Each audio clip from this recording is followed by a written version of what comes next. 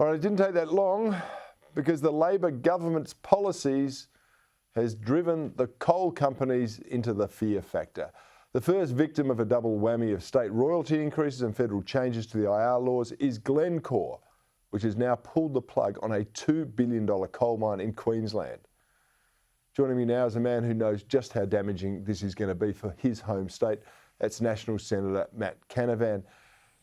Matt, it's great to have you on the show. A spokesman for Glencore mentioned global factors played a part, but confirmed that domestic issues made the project simply less attractive. And to me, it's just the beginning, isn't it, of a big projects getting cold feet about investing in Australia.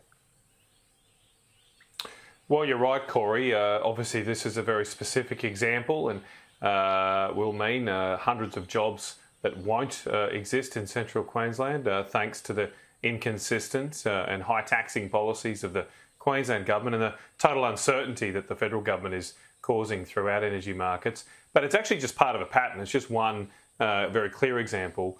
The facts are that we've never had a higher coal price, and overall our terms of trade in Australia is at a level higher than the last mining boom.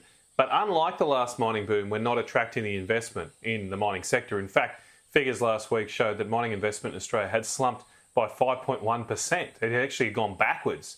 It's decreasing under this new Labor government, despite having record prices. Now, the problem for that, Corey, is this means that the next time there's a boom in prices, we won't get the rivers of gold coming to Canberra to finance our public services. That's happening today. The Labor government is getting a massive amount of extra tax revenue from the resources sector because of these high prices. But that's because of the investments we made in resources 10 years or so ago during the last mining boom. All that extra production now from that investment is coming online and making this country very, very rich. But if we don't invest today, we're not investing right now in the resources sector in any significant way, that means that in the future we won't have that golden goose, we won't get those golden eggs. And so this is the real consequence of the total failure of the federal and state governments to deliver consistent policies when it comes to energy. I mean, particularly the federal government, that no one can even understand what they're doing. Every day there's a new idea from them, a leak from Cabinet saying they're going to tax the sector, they're going to curb exports. Today the latest is to cap prices. I mean, if only we had international examples, Corey, of other countries trying to cap energy prices to judge whether these policies work or not. They are going to be a complete failure and end in tears, just like they have in every other instance in history. Yeah, I'm so glad you mentioned that because I was bemused by this proposal to cap prices on coal and gas. It seems to have the states at a bit of an impasse. They don't want to give up their royalties, but what would it actually mean in terms of supply production? Do you know what the government is actually formally proposing here from behind the scenes? Well, it's not even clear they know what they're proposing. Chris Bowen was interviewed on your channel on Sky News early this morning, and Peter Stefanovic put a simple question to him about how much coal is actually under long-term contracts and not priced off the spot market price, which has surged since the Ukraine war. He couldn't answer it. He didn't even know how much coal is under long-term contracts. Now, we only have 19 coal-fired power stations in Australia. It can't be that hard to find out this figure. And if you're going to do something as radical as cap the market price, you should have this basic information. But this is the problem when governments decide to tinker with industries they do not understand. You get a whole lot of perverse outcomes and effects. I don't think this particular policy, the price cap, will have much impact because the vast majority of coal, as I say, is not subject to the market.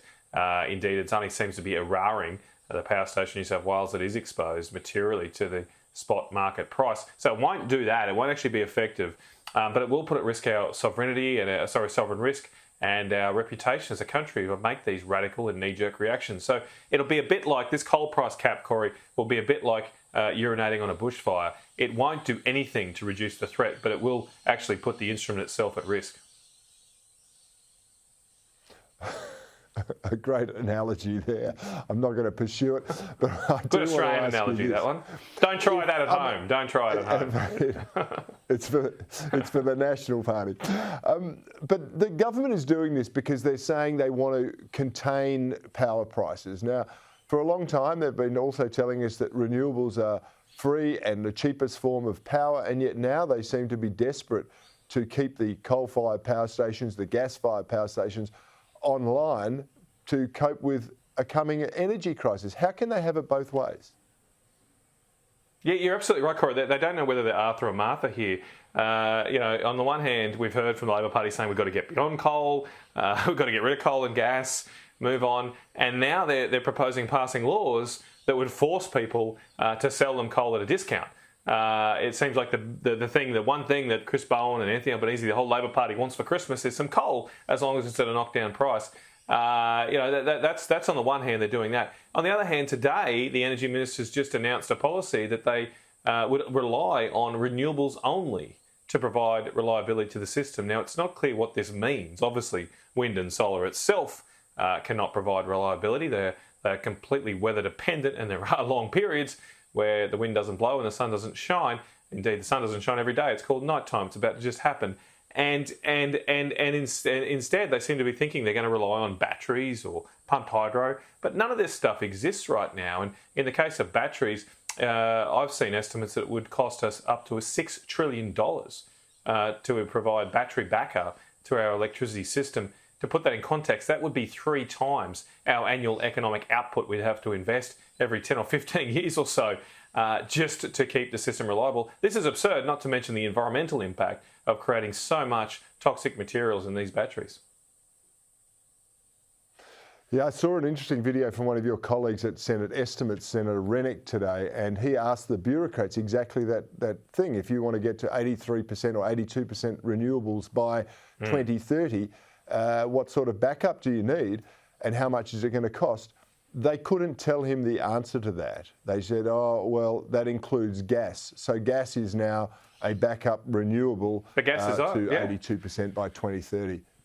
It's just extraordinary. But they've just ruled gas out today. The energy ministers are saying they can't have gas as a backup. Well, this is the conundrum. They're hoist on their own petard and damned by the words of the public servants. Final question, Matt, before I go. You've been in Parliament for a little while now. Have you ever seen the Greens wield as much influence on a government as this current mob do? Well, look, I probably would say it's at least equivalent to the Rudd-Gillard years.